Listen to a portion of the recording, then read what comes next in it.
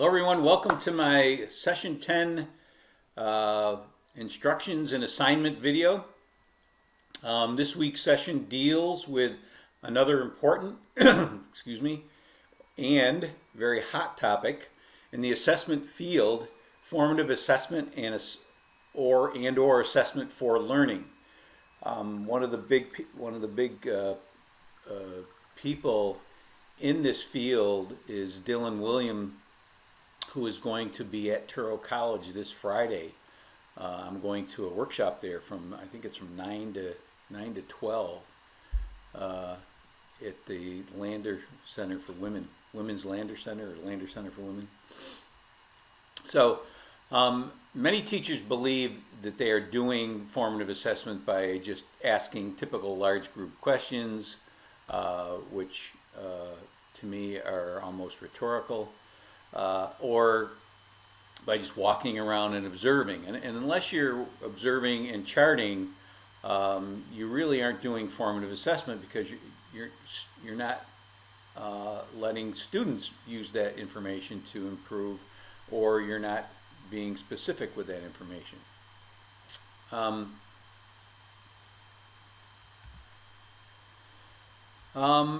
This session you'll read a short piece entitled "The Term Paper Assignment," which came from Stiggins et al. Actually, it was their first edition of the book that I've shared, Chapuis et al. Evidently, they've switched lead authors. And most of you will relate to it, and you should begin your discussion initial posting by talking about it, because it really is upsetting because all of us have had a teacher like Mr. Jones, who was described in the article. But just don't rail about it and say, oh, I've got Touro professors who are like this. Okay, you can say that, but go beyond that. You know, what should Mr. Jones have done? And you can get some ideas based on how I teach my course, and watching the Emily video, which is an interview by Judy Arter of Emily, who talks about Miss W. So by comparing Miss W with Mr. Jones, that is really what I'd like to see you do. You know, here's what Mr. Jones did, and here's what's wrong with it. Here's what Miss W did, and why it was so much more engaging and worthwhile. So keep that in mind as I talk about session 10 assignments.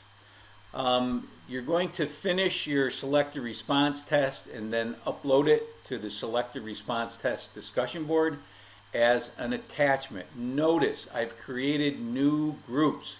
I will not be giving you any more feedback, but that does not preclude you giving feedback to each other in your new groups, because that's why I switched groups. So now you're taking the test of a different person, of different people. Feedback and posting scores is optional but encouraged. You will need to upload your final version for grading by me in session 11 assignments. I believe I also have a link to it where you can upload it in this session's assignments. But it's not due till the 29th, I believe, which is end of session 11, which I think is the 29th of April. So, but many people, I've had many people say, oh, Dr. Tom, I uploaded my revised test in the revised test DB. No, that's for you to give each other feedback, for you to take tests of your classmates one more time, and then you use that information in your 3-part analytic summary. And here's my results. Here's what I'm going to reteach, and this is why I'm going to reteach it. So it really gives you a chance to analyze actual test results. The last discussion board on instructionally oriented assessment or assessment for learning and grading practice is now open. This is your last discussion board, so I expect great connections to pop them in the many articles and course materials in session 10 and 11, especially the interview with Emily. because we have not had a discussion board in several weeks, I'm expecting you to comment early and often. Remember, this discussion board is weighted more than any of the others. It's weighted the most. So this is where you really should shine. So don't blow it off, please. It could really affect, because it really will affect your grade. And this is one of the grading practices that enhances learning, is that you grade based on the last effort. It's like the timing for a person in track. You know, do you use their first time and then average it with their best time? No, this is the best time of a track of a mile or a 1500 K race. So these are all ways that grading should be done. So, you know, use the various articles to support your opinion. You don't have to connect to all of them. I've given you some articles from next session's assignment: Doug Reeves' article, Stiggins' article, which is on assessment for learning, which is actually this semester, and a handout by Ken O'Connor, which is about grading. So the Doug Reeves video and the Ken O'Connor handout are next week's, are actually in this week's course materials, but they're also in next week's assignments. So that will give you information about grading, because this discussion board is not only on formative assessment, but it's also on grading practices. So this is one of my favorite discussion boards. I'm looking forward to some heated conversations, especially about grading practice. You know, many of you will believe that it's okay to give zeros, and if I can't convince you that it isn't, then shame on me. And you go forward thinking that giving zeros is a good thing. That'll teach them not to cheat. Yeah. But if they hand in nothing, they deserve nothing. Those are all the ego-based grading practices that you'll hear every day in almost every school. I mean, I try to convince the Turo faculty not to give 0 grades and let people make up work, and not take grades up because they made it up and got an A, but it was late.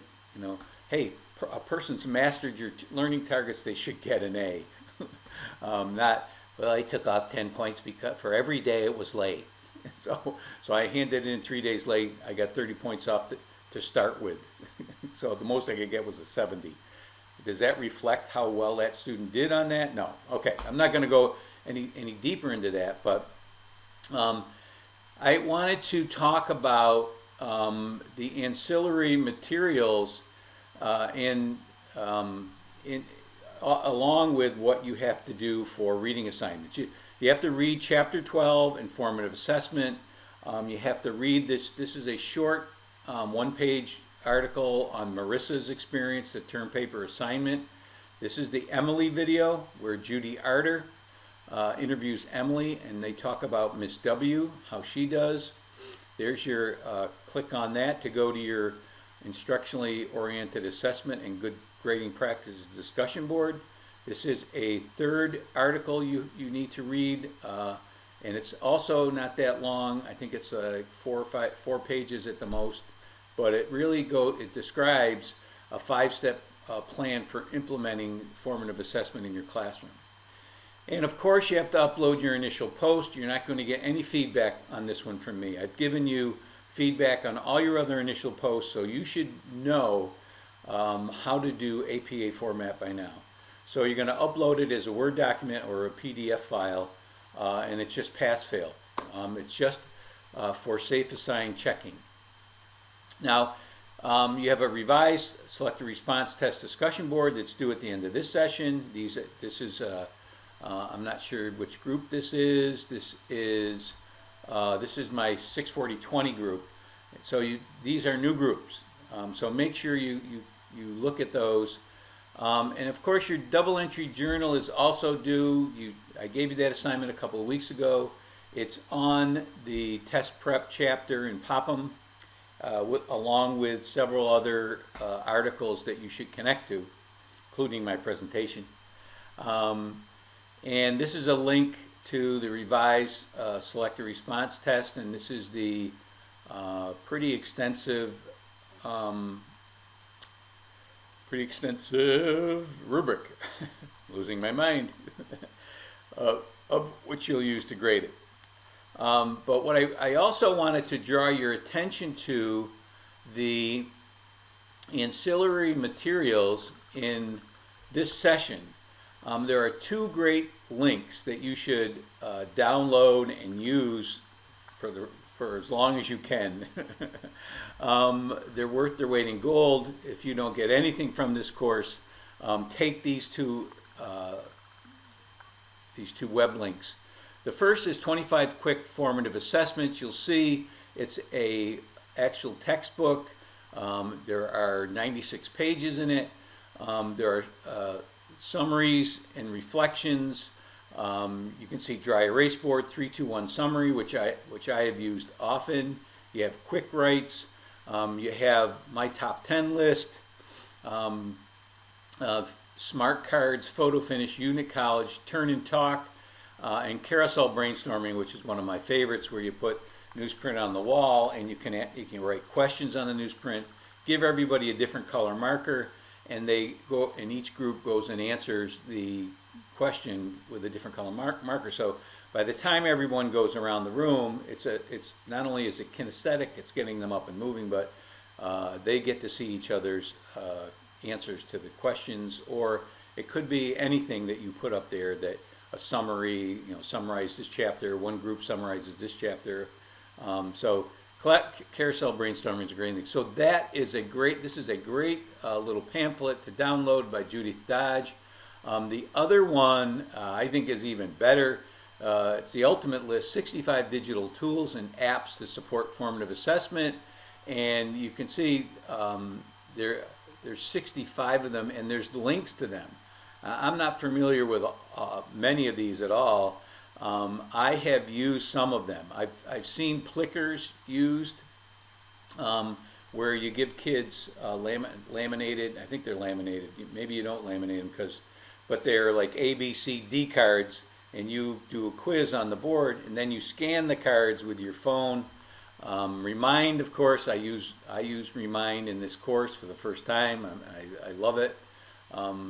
And Poll Everywhere, I've used that. I think I even shared a video early on where a teaching channel video on a teacher using Poll Everywhere, and then summarizing students' answers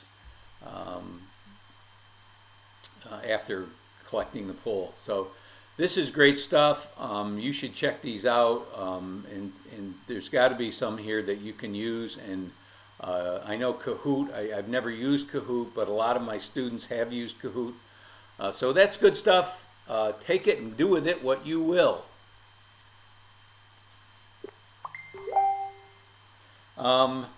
It's funny.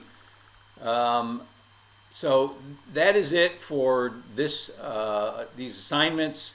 I will see you all next Monday. Good luck and good discussion boarding, and I look forward to reading your double entry journals.